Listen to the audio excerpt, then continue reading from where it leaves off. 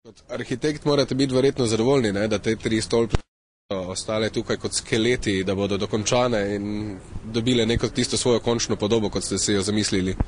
V vsakem primeru, vsak projekt se napravi za realizacijo in vsaka realizacija kliče potem po svoji uporabi. Če bi to ostalo prazno, bi bilo to slabo znamenje ne samo za Maribor, ampak tudi za neko splošno stanje v Sloveniji. Saj ne zidamo objektov zaradi tega, da bi bili prazni.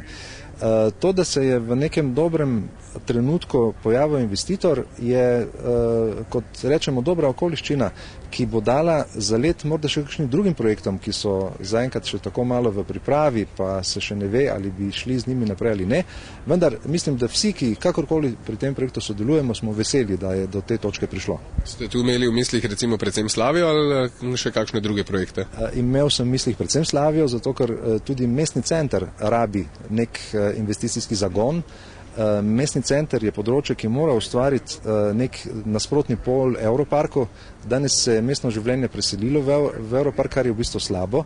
Danes se dobimo na kavi v Evroparku, hodimo tja na kosilo, hodimo tja na nakupe, hodimo tja na zmenke in pozabili smo na mesto.